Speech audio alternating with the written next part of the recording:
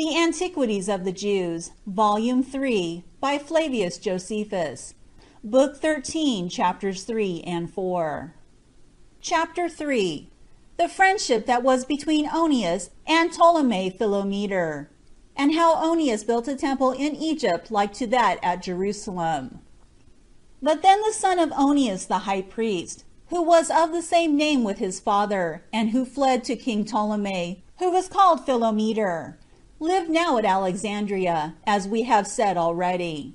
When this Onias saw that Judea was oppressed by the Macedonians and their kings, out of a desire to purchase to himself a memorial in eternal fame, he resolved to send to King Ptolemy and Queen Cleopatra, to ask leave of them, that he might build a temple in Egypt like to that at Jerusalem, and might ordain Levites and priests out of their own stock. The chief reason why he was desirous so to do was, that he relied upon the prophet Isaiah, who lived above 600 years before, and foretold that there certainly was to be a temple built to Almighty God in Egypt by a man that was a Jew. Onias was elevated with this prediction, and wrote the following epistle to Ptolemy and Cleopatra.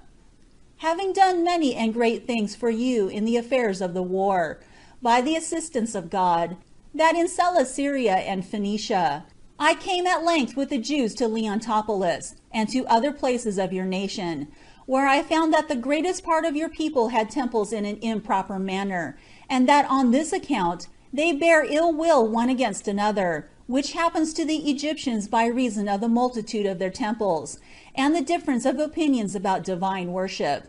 Now I found a very fit place, in a castle that hath its name with the country Diana, and replenished with sacred animals.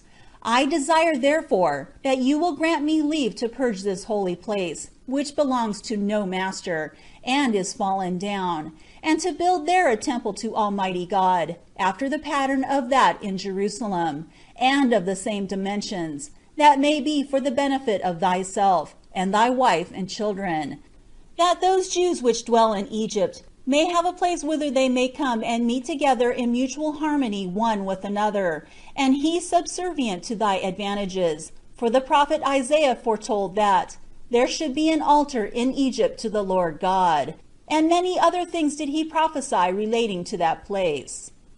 And this is what Onias wrote to King Ptolemy. Now anyone may observe his piety, and that of his sister and wife Cleopatra, by that epistle which they wrote in answer to it. For they lay the blame and the transgression of the law upon the head of Onias. And this was their reply.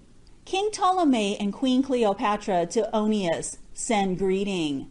We have read thy petition, wherein thou desirest leave to be given to thee to purge that temple which is fallen down in Leontopolis, in the Nomus of Heliopolis, and which is named from the country Bubastis. On which account we cannot but wonder that it should be pleasing to God to have a temple erected in a place so unclean and so full of sacred animals. And since thou sayest that Isaiah the prophet foretold this long ago, we give thee leave to do it, if it may be done according to your law, and that we may not appear to have at all offended God herein. So Onias took the place, and built a temple and an altar to God, like indeed to that in Jerusalem, but smaller and poorer. I do not think it proper for me now to describe its dimensions or its vessels, which have been already described in my 7th book of the Wars of the Jews. However, Onias found other Jews like himself, together with priests and Levites, that there performed divine service. But we have said enough about this temple. Now it came to pass that the Alexandrian Jews, and those Samaritans who paid their worship to the temple that was built in the days of Alexander at Mount Gerizim, did now make a sedition one against another, and disputed about their temples before Ptolemy himself. The Jews saying that, according to the laws of Moses, the temple was to be built at Jerusalem, and the Samaritans saying that it was to be built at Gerizim. They desired therefore the king to sit with his friends, and hear the debates about these matters, and punish those with death who were baffled. Now Flavius and Theodosius managed the argument for the Samaritans, and Andronicus, the son of Messalamus, for the people of Jerusalem. And they took an oath by God and the king to make their demonstrations according to the law. And they desired of Ptolemy, that whosoever he should find that transgressed what they had sworn to, he would put him to death. Accordingly, the king took several of his friends into the council, and sat down, in order to hear what the pleaders said. Now the Jews that were at Alexandria were in great concern for those men, whose lot it was to contend for the temple at Jerusalem. For they took it very ill that any should take away the reputation of that temple, which was so ancient and so celebrated all over the habitable earth. Now when Flavius and Theodosius had given leave to Andronicus to speak first, he began to demonstrate out of the law, and out of the successions of the high priests, how they every one in succession from his father had received that dignity. Kings of Asia had honored that temple with their donations, and with the most splendid gifts dedicated thereto. But as for that at Gerizim, he made no account of it, and regarded it as if it had never had a being. By this speech and other arguments, Andronicus persuaded the king to determine that the temple at Jerusalem was built according to the laws of Moses, and to put Flavius and Theodosius to death. And these were the events that befell the Jews at Alexandria in the days of Ptolemy Philometor. Chapter 4. How Alexander honored Jonathan after an extraordinary manner, and how Demetrius, the son of Demetrius, overcame Alexander and made a league of friendship with Jonathan. In battle, as we have above related, Alexander took the kingdom of Syria, and wrote to Ptolemy Philometor, and desired his daughter in marriage, and said that it was but just that he should be joined an affinity to one that had now received the principality of his forefathers, and had been promoted to it by God's providence, and had conquered Demetrius, and that was on other accounts not unworthy of being related to him. Ptolemy received this proposal of marriage gladly, and wrote him an answer, saluting him on account of his having received the principality of his forefathers, and promising him that he would give him his daughter in marriage, and assured him that he was coming to meet him at Ptolemais, and desired that he would there meet him, for that he would accompany her from Egypt so far, and would there marry his child to him. When Ptolemy had written thus, he came suddenly to Ptolemais, and brought his daughter Cleopatra along with him. When Ptolemy had written thus, he came suddenly to Ptolemais, and brought his daughter Cleopatra along with him. And as he found Alexander there before him, as he desired him to come, he gave him his child in marriage, and for her portion gave her as much silver and gold as became such a king to give. When the wedding was over, Alexander wrote to Jonathan the high priest, and desired him to come to Ptolemais. So when he came to these kings, and had made them magnificent presents, he was honored by both. Alexander compelled him also to put off his own garment, and to take a purple garment, and made him sit with him in his throne, and commanded his captains that they should go with him into the middle of the city, and proclaim that it was not permitted to anyone to speak against him, or to give him any disturbance. When the captains had thus done, those that were prepared to accuse Jonathan, and who bore him ill will by the king's order, ran away, and were afraid lest some mischief should befall them. Nay, King Alexander was so very kind to Jonathan, that he set him down as the principal of his friends. But then, upon the 165th year, Demetrius, the son of Demetrius, came from Crete with a great number of mercenary soldiers, which Lasthenes the Cretan brought him, and sailed to Cilicia. This thing cast Alexander into great concern and disorder when he heard it. So he made haste immediately out of Phoenicia, and came to Antioch, that he might put matters in a safe posture there before Demetrius should come. He also left Apollonius Daus, governor of Celesyria, who coming to Jamnia with a great army, sent to Jonathan the high priest, and told him that it was not right that he alone should live at rest, and with authority, and not be subjected to the king, that this thing had made him a reproach among all men, that he had not yet made him subject to the king. Do not thou therefore deceive thyself, and sit still among the mountains, and pretend to have forces with thee. But if thou hast any dependence on thy strength, come down into the plain, and let our armies be compared together, and the event of the battle will demonstrate which of us is the most courageous. However, take notice, that the most valiant men of every city are in my army, and that these are the very men who have always beaten thy progenitors. But let us have the battle in such a place of the country where we may fight with weapons, and not with stones, and where there may be no place whither those that are beaten may fly." With this Jonathan was irritated, and choosing himself out of 10,000 of his soldiers, he went out of Jerusalem in haste with his brother Simon, and came to Joppa, and pitched his camp on the outside of the city, because the people of Joppa had shut their gates against him, for they had a garrison in the city put there by Apollonius. But when Jonathan was preparing to besiege them, they were afraid he would take them by force, and so they opened the gates to him. But Apollonius, when he heard that Joppa was taken by Jonathan, took 3,000 horsemen and 8,000 footmen, and came to Ashdod, and removing thence, he made his journey silently and slowly, and going up to Joppa, he made as if he was retiring from the place, and so drew Jonathan into the plain, as valuing himself highly upon his horsemen, and having his hopes of victory principally in them. However, Jonathan sallied out, and pursued Apollonius to Ashdod. But as soon as Apollonius perceived that his enemy was in the plain, he came back and gave him battle.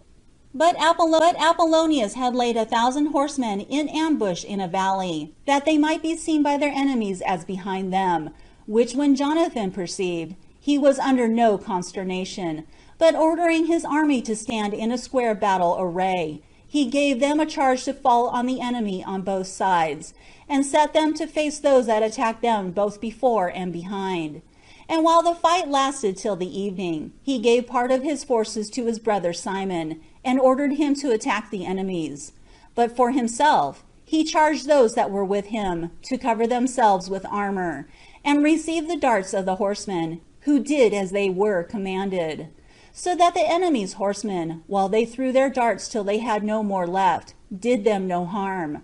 For the darts that were thrown did not enter into their bodies, being thrown upon the shields that were united and conjoined together, the closeness of which easily overcame the force of the darts, and they flew. But when the enemy grew remiss in throwing their darts from morning till late at night, Simon perceived their weariness, and fell upon the body of men before him, and because his soldiers showed great alacrity, he put the enemy to flight. And when the horsemen saw that the footmen ran away, neither did they stay themselves, but they being very weary, by the duration of the fight till the evening, and their hope from the footmen being quite gone, they basely ran away, and in great confusion also, till they were separated one from another, and scattered over all the plain. Upon which Jonathan pursued them as far as Ashdod, and slew a great many of them, and compelled the rest, in despair of escaping, to fly to the temple of Dagon, which was at Ashdod. But Jonathan took the city on the first onset, and burnt it, and the villages about it. Nor did he abstain from the temple of Dagon itself, but burnt it also, and that had fled to it. Now the entire multitude of the enemies that fell in the battle, and were consumed in the temple, were 8,000. When Jonathan therefore had overcome so great an army, he removed from Ashdod, and came to Askelon. And when he had pitched his camp without the city, the people of Askelon came out and met him, bringing him hospitable presents, and honoring him. So he accepted of their kind intentions, and returned thence to Jerusalem with a great deal of prey, which he brought thence when he conquered his enemies. But when Alexander heard that Apollonius, the general of his army, was beaten, he pretended to be glad of it, because he had fought with Jonathan his friend and ally against his directions. Accordingly, he sent to Jonathan, and gave testimony to his worth, and gave him honorary rewards, as a golden button, which it is the custom to give the king's kinsmen, and allowed him Ekron and its button, which it is the custom to give the king's kinsmen, and allowed him Ekron and its toparchy for his own inheritance. About this time it was that King Ptolemy, who was called Philometor, led an army, part by the sea and part by land, and came to Syria, to the assistance of Alexander, who was his son-in-law. And accordingly all the cities received him willingly, as Alexander had commanded them to do, and conducted him as far as Ashdod, where they all made loud complaints about the temple of Dagon, which was burnt, and accused Jonathan of having laid it waste, and destroyed the country adjoining with fire, and slain a great number of them. Ptolemy heard these accusations, but said nothing. Jonathan also went to meet Ptolemy as far as Joppa, and obtained from him hospitable presents, and those glorious in their kinds, with all the marks of honor. And when he had conducted him as far as the river called Phares, he returned again to Jerusalem. But as Ptolemy was at Ptolemais, he was very near to a most unexpected destruction, for a treacherous design was laid for his life by Alexander, by the means of Onias, who was his friend. And as the treachery was very plain, Ptolemy wrote to Alexander, and required of him that he should bring Onias to consign punishment, informing him what snares had been laid for him by Onias, and desiring that he might be accordingly punished for it. But when Alexander did not comply with his demands, he perceived that it was he himself who laid the design, and was very angry at him. Alexander had also formerly been on ill terms with the people of Antioch, for they had suffered very much by his means. Yet did Onias at length undergo the punishment his insolent crimes had deserved, for he was killed in an opprobrious manner, like a woman, while he endeavored to conceal himself in. Whereupon Ptolemy blamed himself for having given his daughter in marriage to Alexander, and for the league he had made with him to assist him against Demetrius. So he dissolved his relation to him, and took his daughter away from him, and immediately sent to Demetrius, and offered to make a league of mutual assistance and friendship with him, and agreed with him to give him his daughter in marriage, and to restore him to the principality of his fathers. Demetrius was well pleased with this embassage, and accepted of his assistance, and of the marriage of his daughter. But Ptolemy had still one more hard task to do, and that was to persuade the people of Antioch to receive Demetrius, because they were greatly displeased with him, on account of the injuries his father Demetrius had done them. Yet did he bring this about, for as the people of Antioch hated Alexander on Onias's account, as we have shown already, they were easily prevailed with to cast him out of Antioch, who, thus expelled out of Antioch, came into Cilicia. Ptolemy came then to Antioch, and was made king by its inhabitants, and by the army, so that he was forced to put on 2 diadems, the one of Asia, the other of Egypt. But being naturally a good and righteous man, and not desirous of what belonged to others, and besides these dispositions, being a wise man in reasoning about futurities, he determined to avoid the envy of the Romans. So he called the people of Antioch together to an assembly, and persuaded them to receive Demetrius, and assured them that he would not be mindful of what they did to his father, in case he should be now obliged by them. And he undertook that he would himself be a good monitor and governor to him, and promised that he would not permit him to attempt any bad actions, but that, for his own part, he was contented with the kingdom of Egypt. By this discourse he persuaded the people of Antioch to receive Demetrius. But now Alexander made haste with a numerous and great army, and came out of Cilicia into Syria, and burnt the country belonging to Antioch, and pillaged it. Whereupon Ptolemy and his son-in-law Demetrius brought their army against him, for he had already given him his daughter in marriage, and beat Alexander, and put him to flight. And accordingly he fled into Arabia. Now it happened in the time of the battle that Ptolemy's horse, upon hearing the noise of an elephant, cast him off his back, and threw him on the ground, upon the sight of which accident his enemies fell upon him, and gave him many wounds upon his head, and brought him into danger of death. For when his guards caught him up, he was so very ill, that for 4 days' time he was not able either to understand or to speak. However, Zabdiel, a prince among the Arabians, cut off Alexander's head and sent it to Ptolemy, who, recovering of his wounds and returning to his understanding on the 5th day, heard at once a most agreeable hearing and saw a most agreeable sight, which were the death and the head of Alexander. Yet a little after this, his joy for the death of Alexander, with which he was so greatly satisfied, he also departed this life. Now Alexander, who was called Balas, reigned over Asia 5 years, as we have elsewhere related. But when Demetrius, who was styled Nicator, had taken the kingdom, he was so wicked as to treat Ptolemy's soldiers very hardly, and neither remembering the league of mutual assistance that was between them, nor that he was his son-in-law and kinsman, by Cleopatra's marriage to him, so his soldiers fled from his. But Jonathan the high priest levied an army out of all Judea, and attacked the citadel at Jerusalem, and besieged it. It was held by a garrison of Macedonians, and by some of those wicked men who had deserted the customs of their forefathers. These men at first despised the attempts of Jonathan for taking the place, as depending on its strength.